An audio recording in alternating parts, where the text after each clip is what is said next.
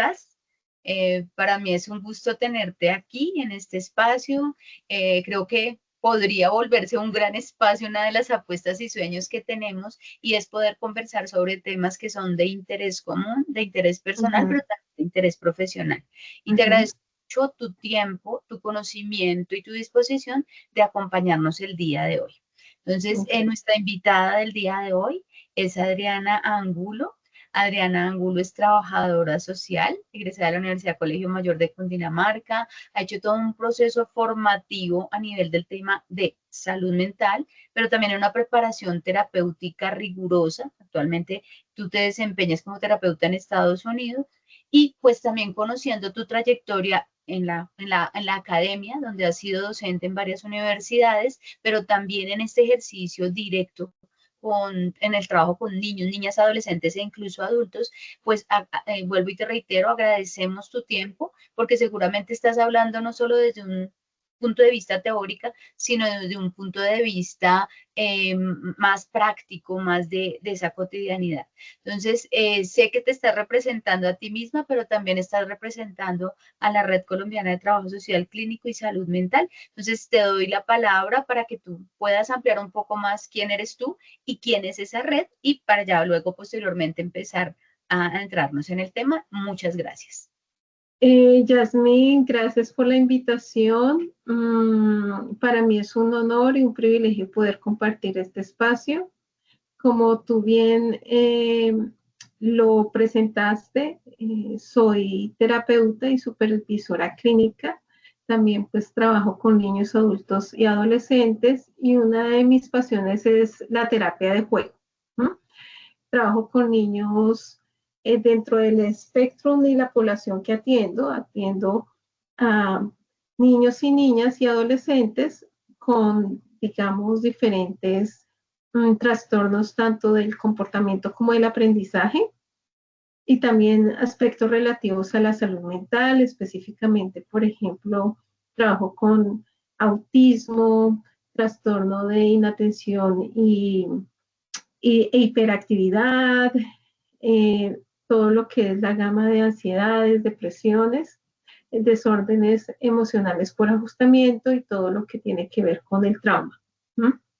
Entonces, eh, esto pues lo desarrollo a través de terapia de juego específicamente y terapias expresivas que son, digamos, las metodologías o el camino más amigable para poder trabajar con estas poblaciones. Entonces, también todo lo que tiene que ver con disregulación emocional, que eso se va a reflejar en disregulación comportamental. Acá estoy pues para ayudar, para servir y precisamente de allí surge la primera red colombiana de trabajo social clínico y salud mental. Estamos trabajando por la visibilización del trabajo social clínico, pero eso conlleva a que se pueda ver la terapia y la salud mental como un derecho humano. Y resulta que la salud mental no es solamente intrainstitucional, en lo que mal pensamos que es solamente en un hospital psiquiátrico, sino es transversal. Y, por ejemplo, se ve en todas las áreas del comportamiento humano y todas las áreas en el que el ser humano se desempeña, como es los contextos educativos. Entonces, hay que velar por la salud mental en el contexto educativo y hay que tener conocimiento para poder manejarlo de una forma asertiva, porque realmente muchas veces lo que hacemos es que se genera un manejos inadecuados y realmente lo que en vez de encaminar de una forma saludable, lo que hace es que se reafirman los traumas o cualquier trastorno. Entonces, eh, es bien importante saber el manejo, especialmente en los niños y en las niñas que están en formación, ¿no?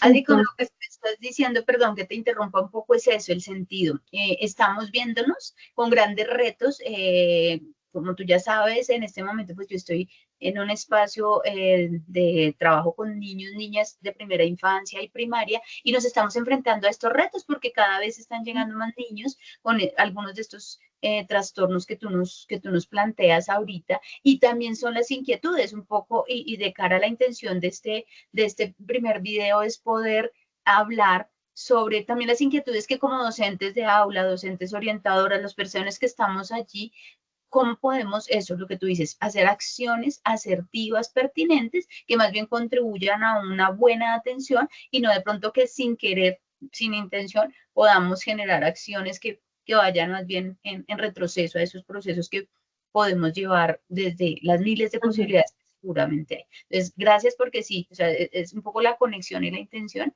y que pues entiendo también desde la red la tenemos allí como muy, muy central. Entonces, bueno, Adri, algo más de pronto de tu experiencia, que tú ya llevas un buen tiempo, que de pronto consideres es importante mencionar para dar continuidad ahorita un poco, ya empezar a adentrarnos en algunas de esas preguntas claves que como que nos están acá moviendo el alma y el espíritu a nosotros.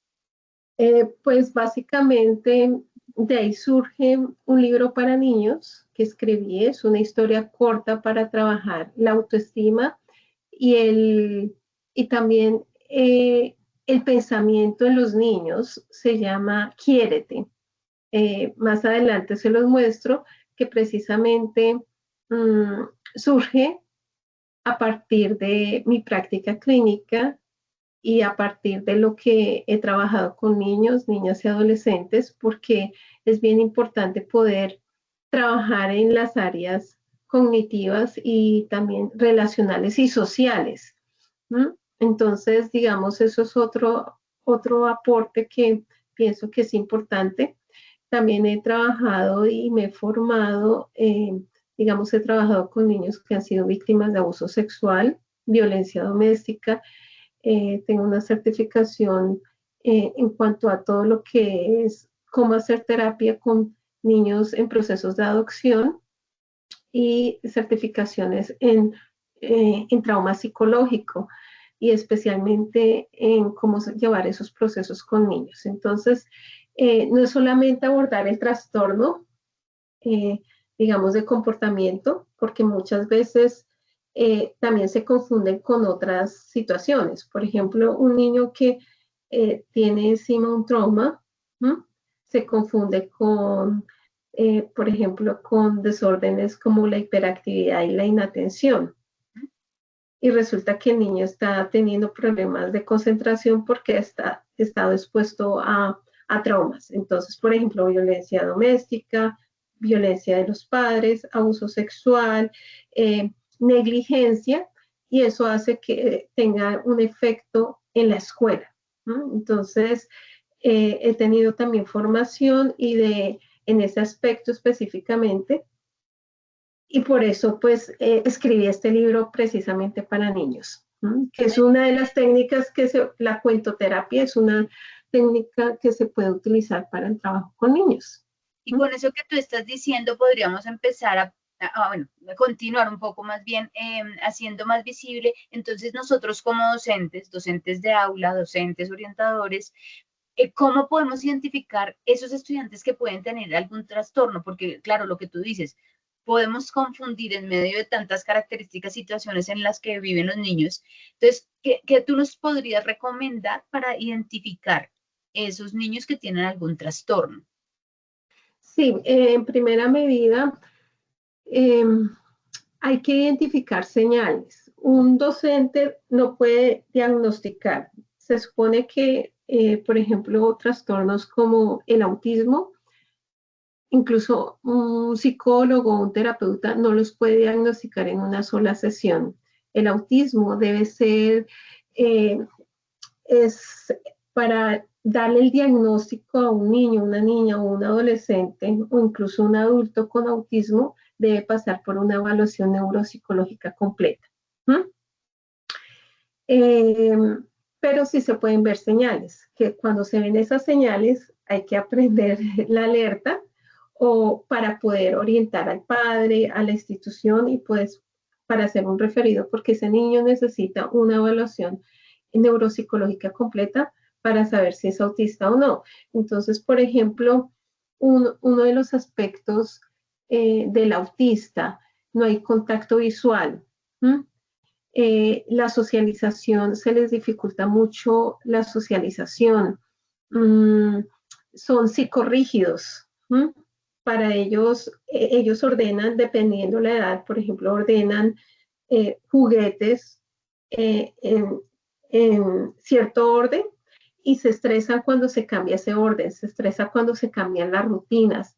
Tienen problemas sensoriales, por ejemplo, con los ruidos. Son los niños que escuchan, por ejemplo, la taza del baño y se asustan y hacen así, depende de la edad. No les gusta estar en multitudes, ¿no? Los agobia estar alrededor de muchos niños, o ruidos exagerados, digamos, no soportan el ruido de la batidora y pueden caer en una crisis y gritar mucho. Pueden hacer una pataleta porque se les cambió el horario de alguna cosa mínima. Se les cambió la estructura porque el pensamiento de ellos es inflexible, es rígido, tienden a desconectarse. Ellos crean como su propio mundo y por eso la parte comunicativa es difícil. Eso depende, va variando con la edad y los niveles del autismo. Hay 3 niveles del autismo. Entonces, el nivel 1 son funcionales. El problema básicamente es de comunicación, de socialización. El nivel 2 necesita apoyo, pero todavía es verbal. El nivel 3 es el autista no verbal. Entonces, hay que mirar esos detalles. Depende de la edad, ellos desarrollan ecolalia, que son repeticiones, movimientos reiterativos. Digamos, básicamente se obsesionan, tienen fascinación por un tópico, un tema, y también en momentos, depende de la edad, pueden despersonalizarse en su identidad. Entonces, tomar como el rol de otro personaje. Entonces, esas son características generales del autismo. Todo esto daría para una capacitación entera. Por ejemplo, la hiperactividad y la inatención. Entonces, hay niños que son combinados, la hiperactividad y la inatención. Entonces, ese niño, el que es hiperactivo, entonces corre, no puede quedarse quieto. Entonces, yo le digo el efecto culebrita. Ellos, si se están quietos, hacen como así y empiezan a mover mucho los dedos, los pies. Entonces, ese niño, el nivel de concentración es muy reducido. Para la parte de la concentración, ellos, por ejemplo, están en el salón de clase, no le ponen atención al foco de la clase, sino, por ejemplo, pasó una mosca, vio una cucarachita y vio allá, le ponen la atención a lo que está alrededor y no al foco de la clase, incluso viendo televisión, por ejemplo, viendo un video. No le ponen, tú le preguntas y después, ¿y de qué era el video? No me acuerdo, porque el foco estuvo en otras cosas y no fue en el video. Hay, digamos, niños que en la parte de inatención no escuchan, es porque no están poniendo atención, no es porque no escuchen biológicamente, sino no ponen atención. Brincan de una actividad a otra y no la terminan, entonces son inconstantes. Tienden a interrumpir. Por ejemplo, el hiperactivo habla mucho y ese niño, entonces, es lo que diríamos en Colombia, alborotado, gritón, y habla mucho, mucho, mucho, y entonces como que no para. Y por eso tiene demasiada energía y por eso tiene que moverse. Por lo tanto, habla con el compañerito, entonces hace esto, mueve mucho las manos, se pone a jugar porque no, la hiperactividad es algo que se le sale de las manos. Por eso se ponen los labels, no, ese niño es cansón, ese niño no se lo aguanta nadie. pero es por su hiperactividad. Hay niños que solamente tienen inatención y hay niños que solamente tienen hiperactividad. Y hay niños que lo tienen combinado. Para el diagnóstico lo puede evaluar un psicólogo o un terapeuta con la formación de vida y pues no necesita, digamos, como el autismo de una evaluación neuropsicológica completa, pero podemos identificar las señales, ¿cierto? Hay niños que tienen trauma y otras desregulaciones emocionales. Los niños que tienen trauma y otras desregulaciones emocionales como desajustes por ansiedad o por depresión, digamos, tienden a hacer mucha perreta, mucha pataleta.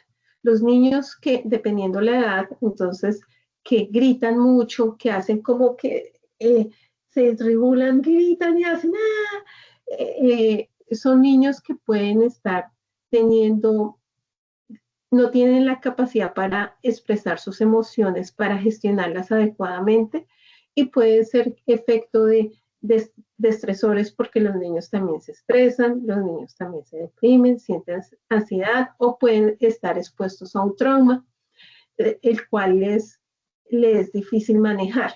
Entonces ahí es donde vemos los niños agresivos. Un punto en común que tienen estos tres es la agresividad, ¿no? Porque el niño hiperactivo y con inatención, más que todo el hiperactivo que tiende a ser impulsivo, le es más difícil controlar sus emociones, gestionarlas. El autista también, y el niño que está sufriendo, está expuesto a una situación traumática, llámese violencia doméstica, negligencia, esté creciendo en un ambiente difícil, pues el punto en común es de estos tres es la desregulación emocional y las pataletas y los comportamientos agresivos. Entonces, con lo que tú nos estás planteando, para ir un poco haciendo un resumen de esta primera parte, tenemos tres grandes grupos que serían los trastornos de aprendizaje, los trastornos de comportamiento y estos niños que tienen trauma por algunas circunstancias de violencia, que hay unas características que pueden estar en común en los tres y otras que son muy particulares de acuerdo si es trastorno de comportamiento, un autismo, un déficit de atención, si es en caso de trauma, pero hay unas manifestaciones muy similares de pronto en todos como el tema de la agresividad, de una institución no muy asertiva, una disponibilidad o disposición para emitir sus emociones de una manera tranquila son como esos elementos un poco que a veces nos encontramos en el aula, como te contaba antes un poco de la entrevista, tenemos a veces en el aula 25, 30, 35 niños y de esos, pues nos encontramos con características en uno, poder tener varias de estas características o en un mismo grupo, pues poder tener algunos niños con un déficit de atención, otros con hiperactividad y algunos niños que de pronto con un tema de un trauma. Entonces, pues claro, eso hace que se haga un poco más complejas esas relaciones que se tejen allí con eso que tú nos estás planteando. Exacto. Perdona, interrumpo. Sigue, perdón. Teniendo en cuenta eso un poco para mirar qué es lo que se nos da allí, como una cierta preocupación o inquietud desde ese docente de aula, desde esos docentes que estamos acompañando allí. Y es bueno, entonces, ¿cómo empezamos? ¿Cómo hacemos para atender, para acompañar a estos estudiantes que presentan algún trastorno, ¿cierto? En un tema donde estamos hablando ya de una educación inclusiva, donde estamos hablando de una serie de requerimientos, si se quiere, pero que también implica unos retos y unos nuevos desafíos para hacer una construcción de un proceso formativo lo más equitativo, inclusivo y pertinente. Entonces, un poco la pregunta, uniéndola con lo que tú venías planteando, es cómo hacer para acompañar. Estamos detectando esos niños con estas necesidades, con estas manifestaciones. ¿Qué nos sugerirías tú a nosotros para empezar a tener en cuenta y hacer un buen acompañamiento asertivo?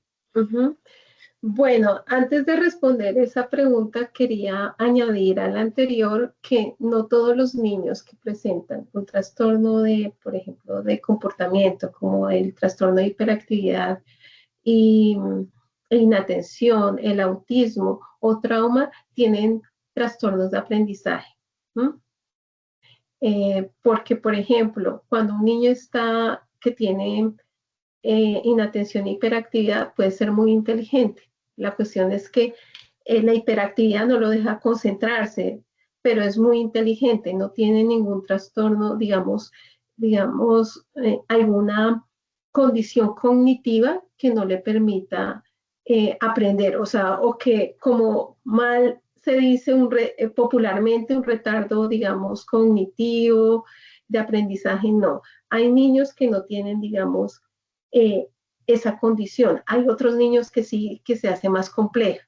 Entonces, igual los autistas nivel 1, que son superfuncionales, hay unos que tienen una condiciones de aprendizaje, por ejemplo, con las matemáticas, la lectura, pero otros no, que al contrario, son muy inteligentes y tienen incluso capacidades excepcionales. Igual, pues, los niños con trauma, la cuestión es que el trauma hace que en ese momento estén en shock y no puedan concentrarse y poder tener un desarrollo o un nivel de calificaciones como lo tienen los demás. Entonces quería añadir eso a la pregunta anterior. Y ahora, ¿cómo hacer? ¿Qué sería lo básico para hacer? Porque eso es un tema larguísimo, pero entonces acá para dar como unos tips y unas recomendaciones muy básicas.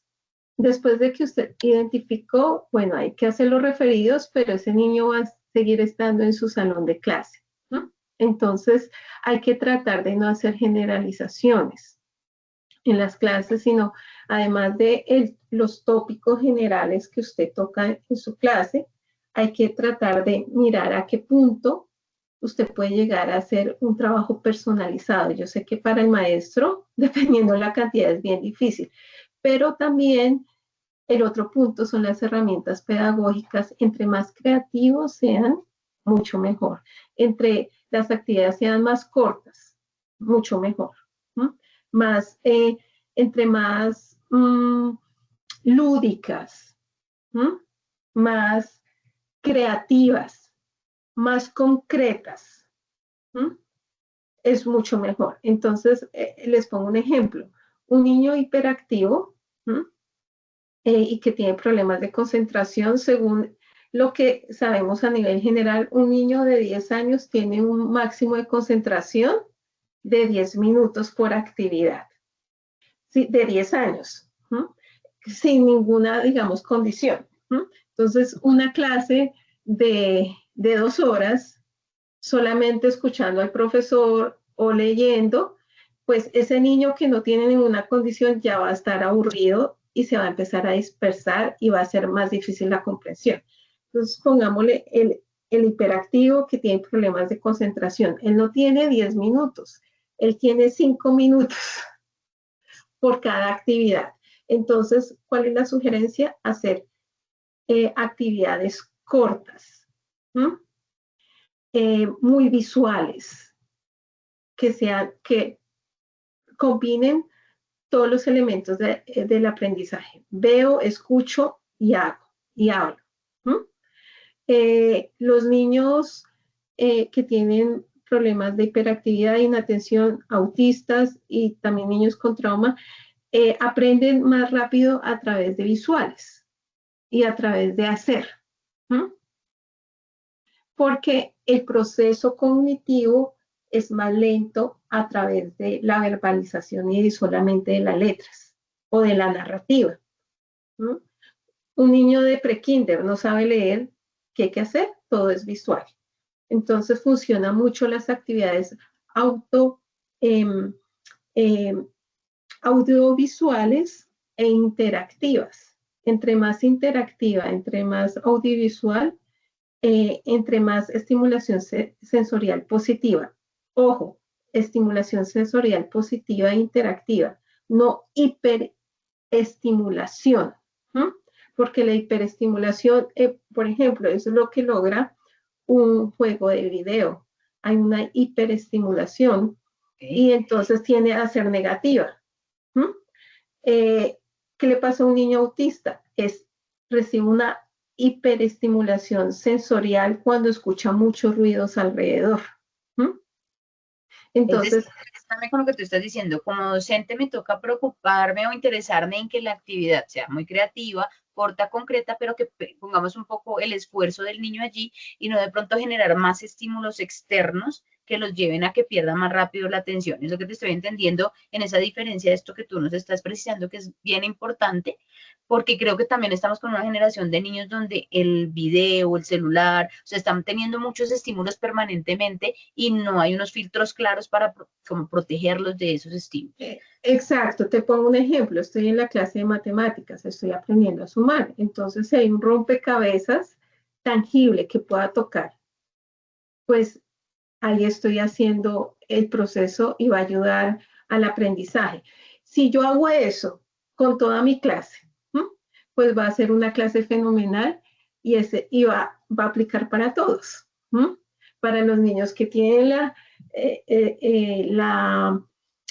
digamos, las condiciones, los trastornos, ¿sí? Y los niños que no, porque va a ser una, como diríamos en un lenguaje coloquial, muy chévere, porque son varias actividades muy creativas, donde, digamos, incorpora la manualidad también, la vivencia, la música,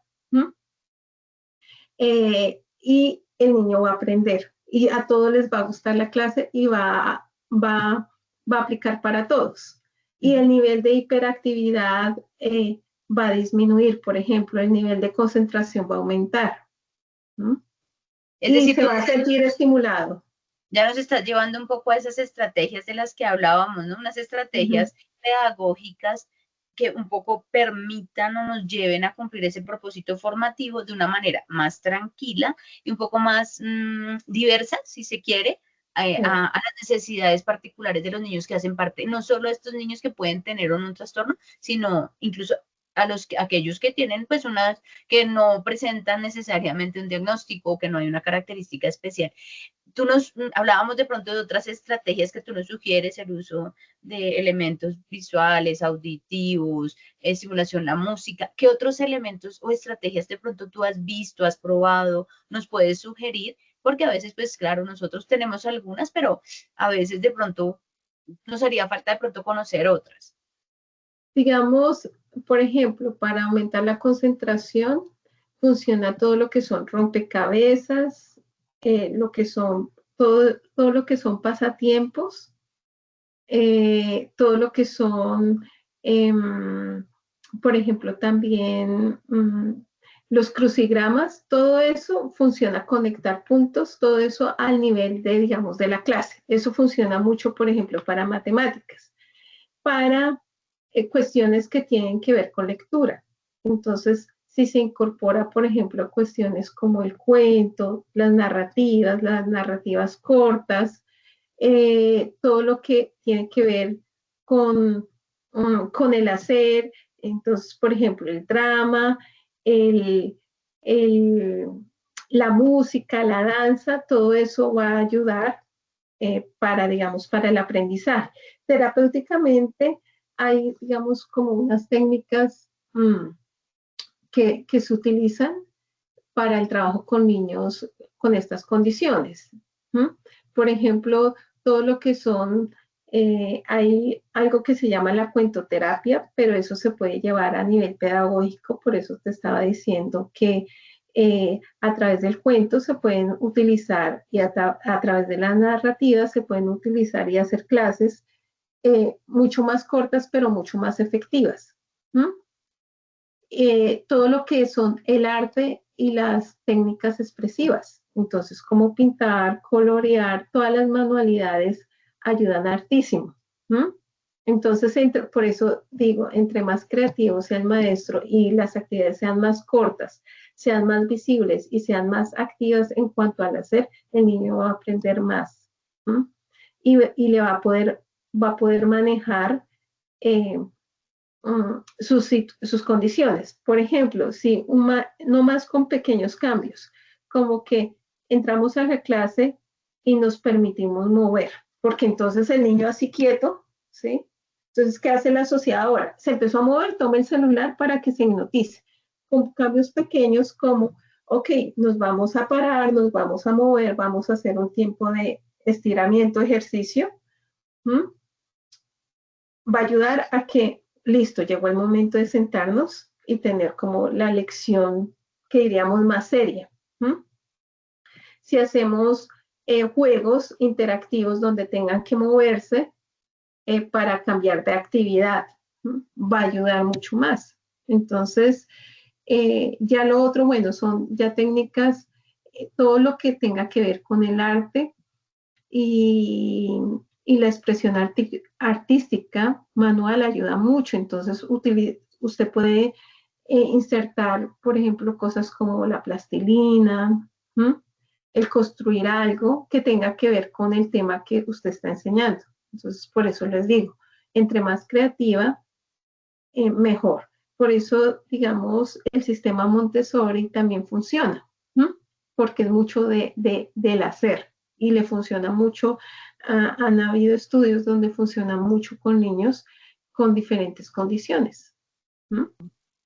Hay dos preguntas que, pues, fundamentales. Una, el tema de, hay otras personas fundamentales en este proceso que son los padres. Uh -huh. Es un poco cómo nos comunicamos con esos padres y la última, también fundamental, los profes, y es también cómo cuidamos o generamos acciones para el cuidado, el autocuidado, porque pues igual nos interesa brindar lo mejor, una educación de calidad a los niños, pero también como nosotros generamos algunas acciones de autocuidado que aseguren que vamos a estar bien para poder acompañar de la mejor manera a los estudiantes. Entonces, un poco para ahorita ir cerrando, como quisiera esas dos preguntitas dejártelas allí para poder pues atender, que son personas fundamentales, los niños, los docentes, los padres y pues nosotros también en ese cuidado. Tú acabas de mencionarlo, son elementos, personas fundamentales y hay que trabajar en equipo. Ahí es bien importante la comunicación asertiva entre maestros y padres en pro del niño. ¿Mm? Casi siempre cuando hay comunicación es porque el niño hizo algo malo. ¿Mm? Pasó, ¿no? Entonces tiene bajo nivel académico, ha perdido, lleva todo perdido o le pegó a fulanito de tal. ¿No? Entonces, la comunicación con los padres no debe llegar a ese punto. Solamente comunicarme con el padre hasta que llega el problema. No. Primero, sí hay que, los niños que ya traen un diagnóstico, que no es una etiqueta, sino es una guía, con esos niños hay que hablar con los padres desde el principio. ¿No? Y lo ideal es que hubiera una junta con el profesor o los profesores, los padres y el orientador. Ese es el ideal. ¿No? El padre, digamos, el profesor que tiene ya, digamos, como una lista, ok, estos niños tienen unas condiciones especiales, no hay que hablar con los padres desde el día 1 y no dejar que, digamos, hablar cuando hay el problema. Y cuando se presentan situaciones críticas, lo primero que debe hacer el maestro es mantener la calma, porque somos humanos y a veces el problema no hay que tomarlo uno a nivel personal, ¿m? Porque yo sé que a veces se generan tensiones con los padres, no hay que tomarlo a nivel personal. Segundo, tratar de mantener la calma y ser lo más profesional posibles. Y créame que cuando hay una actitud de ayuda, cuando hay una actitud de disposición, se puede hacer, eso lo ven los padres, incluso eso lo ve el niño. ¿M? Y el maestro se convierte en un potencializador. ¿M? Entonces, es como la recomendación que doy para, digamos, trabajar los casos especiales. Sí, se empieza a tejer una especie de red que no es visible, pero que sí sostiene y hace que los niños se sientan un poco más tranquilos y seguros, y pues los padres también, porque pues un papá que sienta que desde el colegio hay un interés particular, una atención específica hacia su hijo, creo que lo que tú dices es muy potente porque entre todos pues vamos generando acciones conjuntas. Igual nos encontramos papás que cero, que a veces su interés, sus compromisos hacen que su participación sea muy baja y pues a veces los resultados también se hacen visibles allí, ¿no? Es un reto. Exacto, es un reto. La idea es que haya un plan conjunto. Hay padres que, por ejemplo, todavía no saben en el caso de los que todavía no saben, no hay una aceptación de la situación del niño, pues eso es un proceso, ¿no? De llevar a la aceptación, a que, por ejemplo, se puedan cumplir los referidos para que el niño sea evaluado, aceptar la condición, para que el padre empiece a aprender de la situación para manejar la situación en la casa, porque pues si no se maneja en la casa, si no, ni siquiera hay aceptación o digamos en nuestros países suramericanos, es que ese chino es cansón y ya, punto, y no más. Entonces eso se soluciona con un par de juetazos y listo. Y el profesor es el que está mal también, ¿no? O el niño está haciendo bien, el profesor es el que es el malo.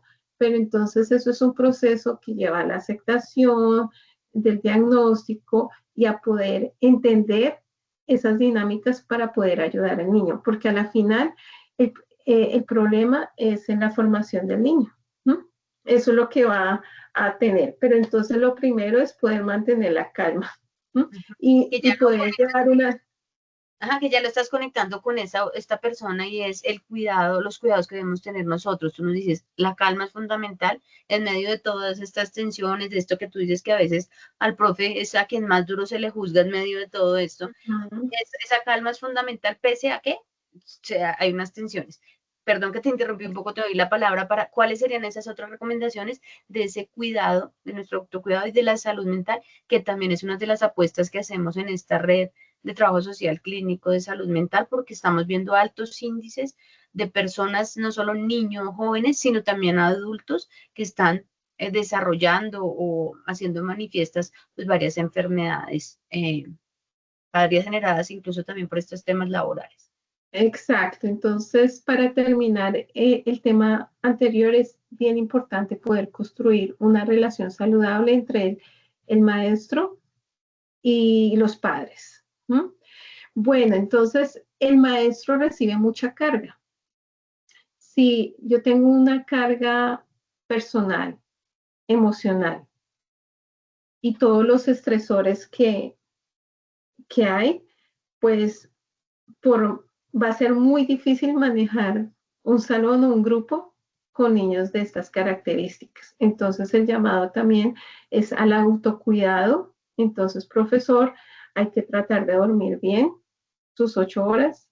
Profesor, hay que comer bien, saludable, no se salte las comidas 3 veces al día, tomar agua, trate de hacer ejercicio en lo que pueda, por lo menos salir a caminar, darle una vuelta a la cuadra, aunque sea, porque necesita descargar todas esas tensiones que vienen a lo físico. Entonces, por eso vienen los dolores de cabeza, las tensiones musculares, porque si no duerme bien, no come bien, no tiene un tiempo para descargar la tensión muscular, pues el siguiente día va a ser terrible y va a ser muy difícil porque usted le va a dar ansiedad, le va a dar estrés y enojo, eh, dar las clases.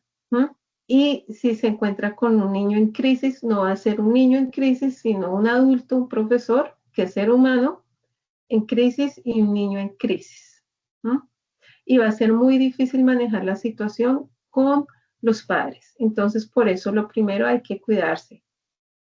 Maestro, profesor, y precisamente manejar la parte emocional, manejar en el sistema público, pues se trata con niños que tienen abuso sexual, que están viviendo maltrato, y precisamente si nosotros mismos no sanamos todas esas situaciones, eso nos vamos a ver reflejados y nos vamos a estallar emocionalmente con esos niños. Y la cuestión entonces más la carga académica, el trabajo, las cuestiones de ya implícitas del trabajo va a ser muy difícil.